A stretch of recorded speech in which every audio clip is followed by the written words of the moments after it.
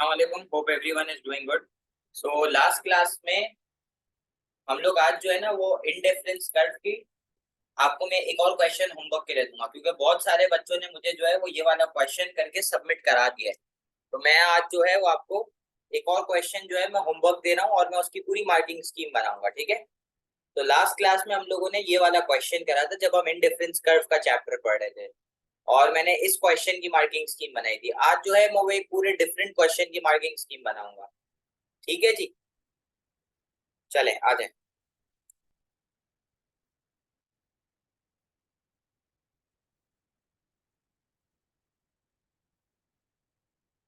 करें स्टार्ट करें। आ जाओ, बिस्मिल्लाह।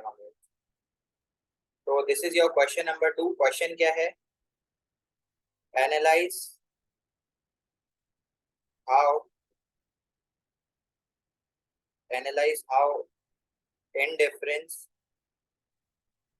how indifference curve theory explains why a consumer will normally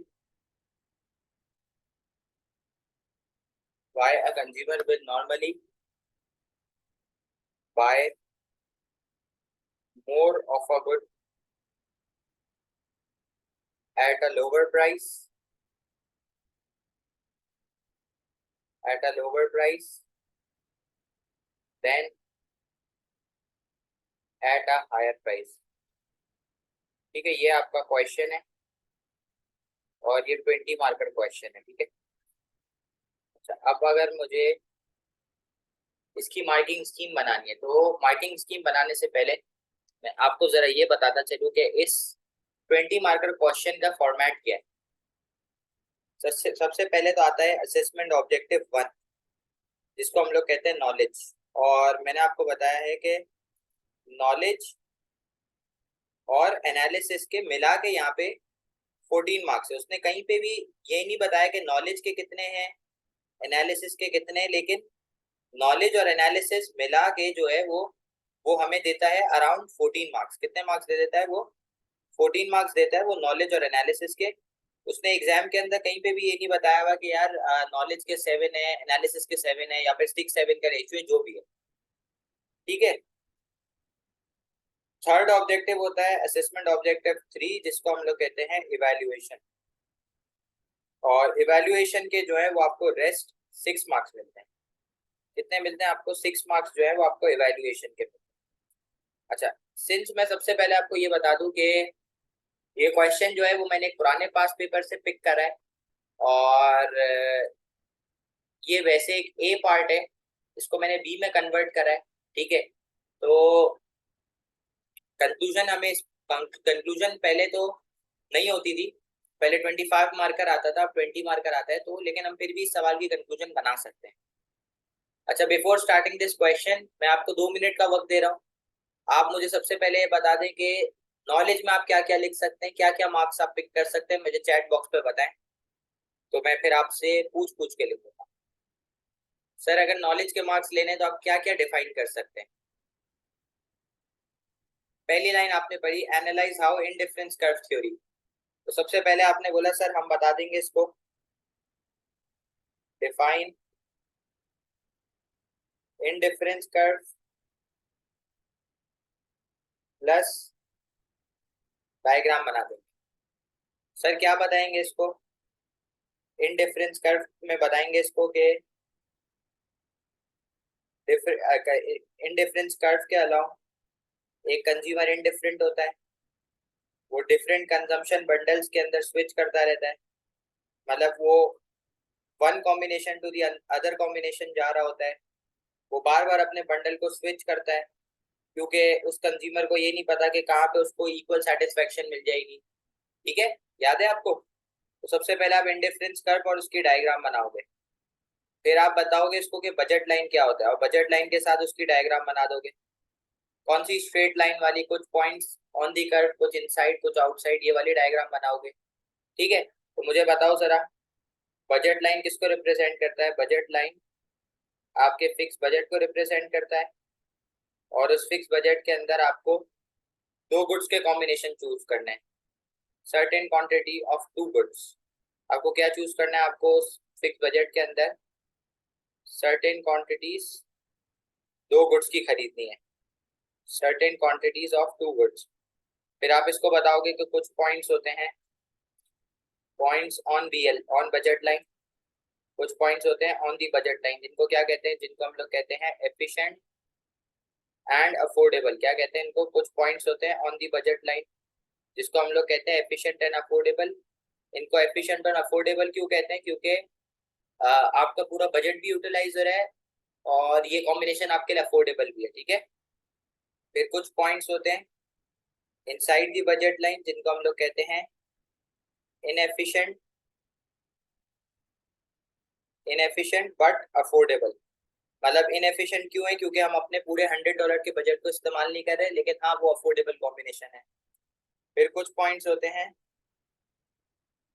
outside the budget line.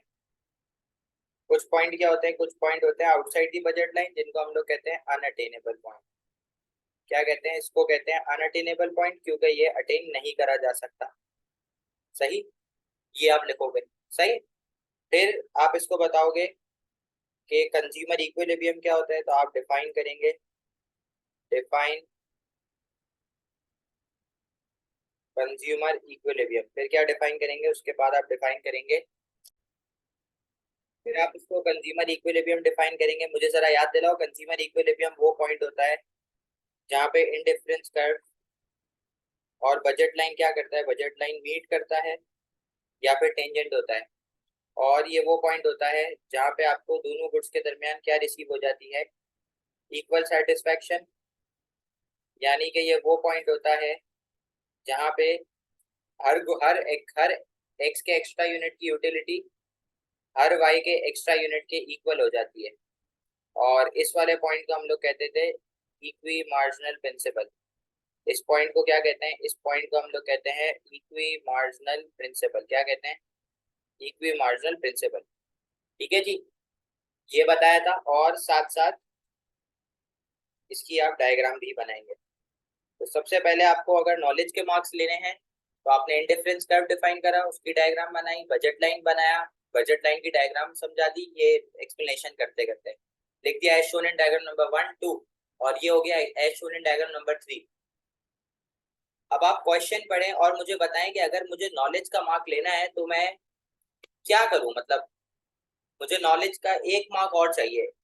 ये लिखने के बाद मेरे हिसाब से आपको 5 to 6 मार्क्स मिल जाएंगे। अगर आप चाहते हैं कि आप एक और मार्क नॉलेज का पिक करें ना, तो आप मुझे ये क्वेश्चन पढ़ के हाईलाइट करके दें कि सर एक चीज आप मुझे बताना भूल गए। नहीं, पीसीसी का भी जिक्र नहीं आएगा दोस्त। अब आप इसको ये बताओ कि कौन सा गुड है। अब आप मुझे ये स्टेटमेंट पढ़ के बता दो कि ये कौन सा गुड है। ये स्टेटमेंट पढ़ के आप मुझे बता दें कि ये कौन से गुड की बात हो रही है।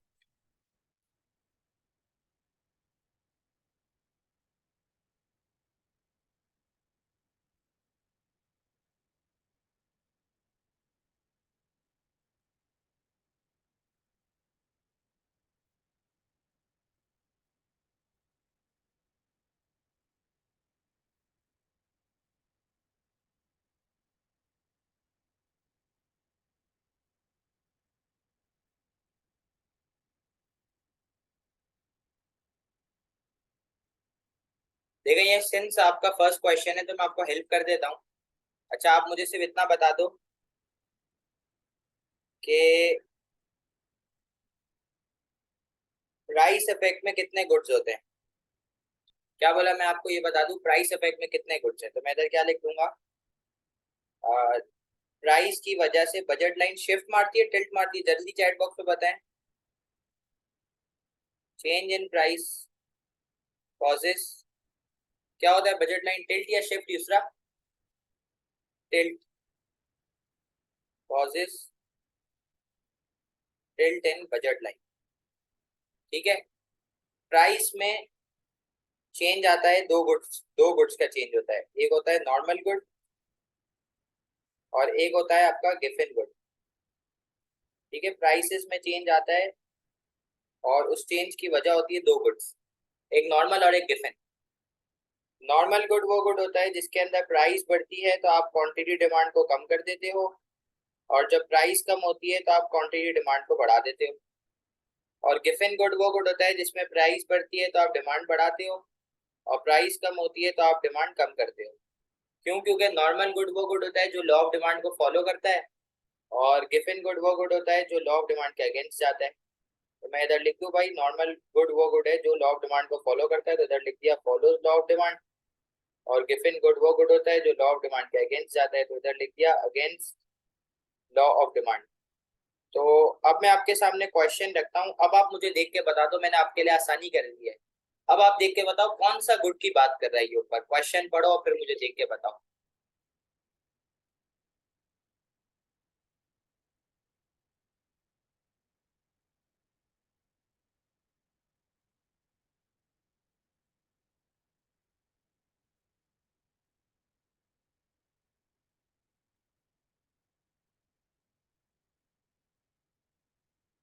जी, क्वेश्चन पढ़ के बताएं कौन सा गुड है।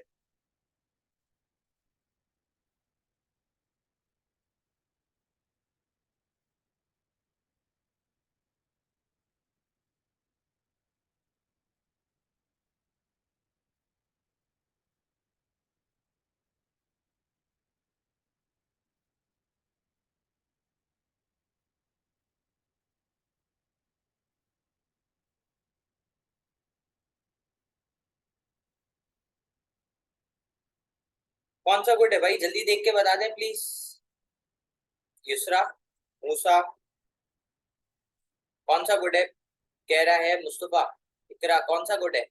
कह रहा है प्राइस कम होगी तो ज्यादा खरीदोगे, प्राइस बढ़ोगी बढ़ेगी तो कम खरीदोगे। चलो बताओ कौन सा गुड है। नॉर्मल गुड, शाबाश। देखो अब यही तो कमाल था, ये आपको क्वेश्चन देख के गेस करना था कि कौन सा गुड था, नॉर्मल गुड था ये। तो इसका मतलब ये पूरा सवाल नॉर्मल गुड की बात कर रहा है। तो आपको डिफाइन भी करना पड़ेगा ना नॉर्मल गुड को, ठीक है। मैंने राइट और क्रॉस लगा दिया ताकि आपको याद रहे कि ये सवाल नॉर्मल गुड का है, ठीक है। अब इसने बोला है कि नॉर्मल गुड में आप मुझे केस बता दो कि प्राइस बढ़ भी रही है कम भी हो रही है। तो एक एक बच्चा है वो स्मार्ट वर्क करेगा, वो एक ही डायग्राम में दोनों बता देगा, और एक बच्चा जो है वो दो अलग अलग डायग्राम बनाएगा। वैसे जब मैंने आपको पढ़ाया था तो मैंने आपको दो अलग अलग डायग्राम बना के करवाया था, लेकिन आज जो है वो मैं आपको सिंगल डायग्राम के अंदर करवा दूंगा, एक ही डायग्राम में दोनों केस करवा दूंगा। ठीक है, अब आप देखो कैसे हो रहा है।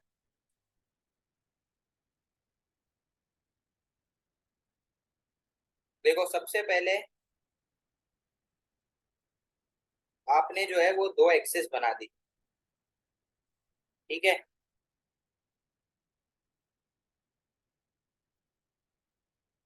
अच्छा, सबसे पहले आपने लेबलिंग कर ली, देखते जाएं भाई आप, मैं क्या कर रहा हूँ, बहुत सुकून से देखना।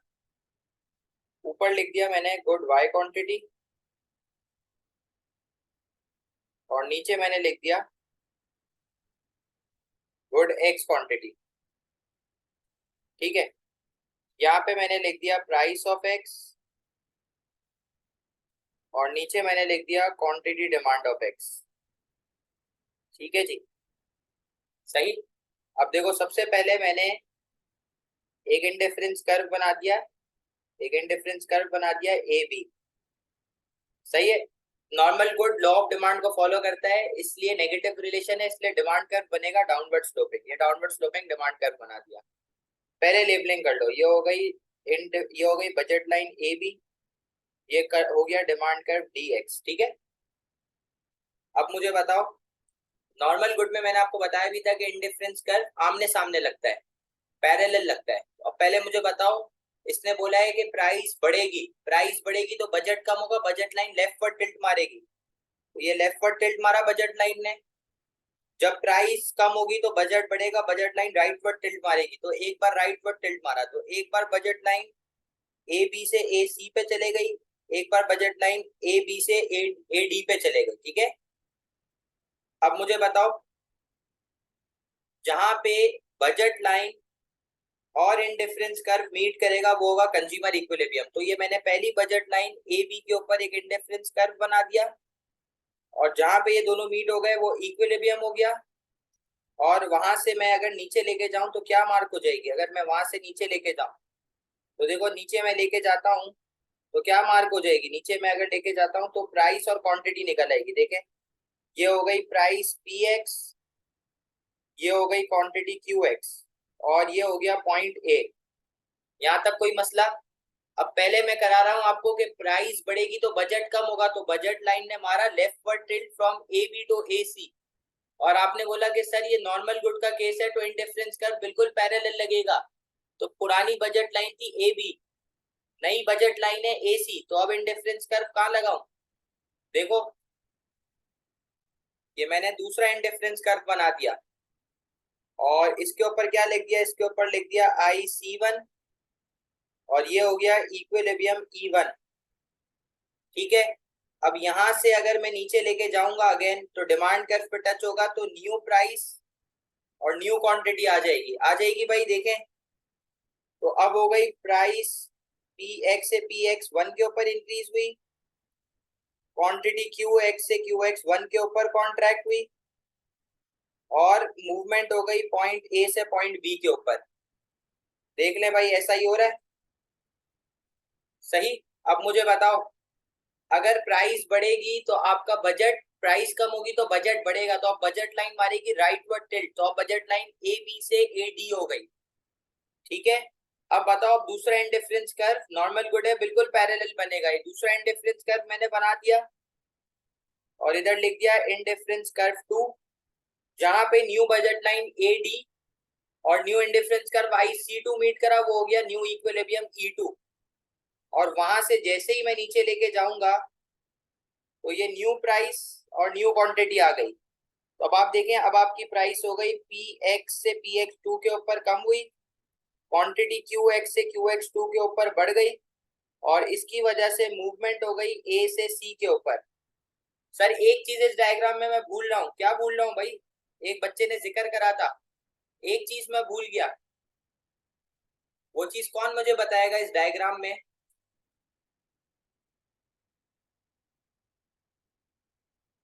जल्दी से कोई बता दो, इस डायग्राम में मैं क्या भूल गया? पीसीसी, शाबाश शाबाश शाबाश। जब मैंने तीन इक्विलिब्रियम पॉइंट्स को ज्वाइन करा तो मेरे पास एक कर्व फॉर्म हो गया और उस कर्व को कहते हैं पीसीसी। सर फुल फॉर्म क्या है इस कर्व की? इस कर्व की फुल फॉर्म है प्राइस कंजम्पशन कर्व। इस कर्व की फुल फॉर्म क्या है? Price consumption curve. ठीक है, तो अब मुझे ये डायग्राम और इसकी एक्सप्लेनेशन देनी होगी तो मुझे 14 मार्क्स पूरे मिल जाएंगे, फिर मुझे सिर्फ कंक्लूजन उठाने होंगे। ठीक है,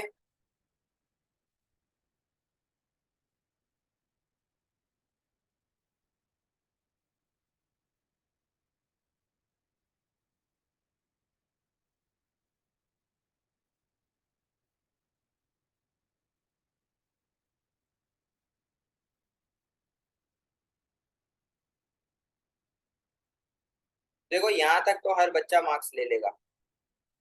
असल जो है ना वो कंक्लूजन के मार्क्स है। ये 14 मार्क्स लेना बहुत इजी है क्योंकि ये सिर्फ रटाफिकेशन है, जो आपने याद कराया है वही आपने प्रेजेंट कर दिया। सर असल मार्क्स तो जो है ना वो कंक्लूजन के। सर कंक्लूजन क्या लिखेंगे? मुझे आप भले पॉइंट्स में बता दें, कोई मसला नहीं है, मैं इधर लिख देता हूँ। कंक्लूजन में आप क्या लिखोगे? मैं आपको 2 मिनट का टाइम दे रहा हूँ, आप सोच भी लो भले, कोई मसला नहीं है।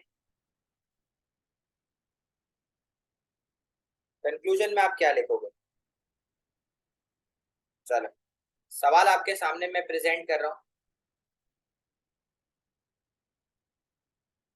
क्या लिखोगे आप कंक्लूजन के अंदर? देखो मैं आपको बता दूं, सीधा सीधा क्या करो कंक्लूजन के लिए। सीधा सीधा कंक्लूजन के अंदर आसान तरीका ये है कि आप इंडिफरेंस कर्व के या तो डिसएडवांटेज लिख दो, या तो आप है ना कंज्यूमर के बिहेवियर के ऊपर बात कर लो। दो चीज लिख सकते हो, याद रखना बस। या तो प्राइस के ऊपर बात कर लो, या तो कंज्यूमर के बिहेवियर के ऊपर बात कर लो, दोनों में से कोई एक चीज के ऊपर बात कर लो।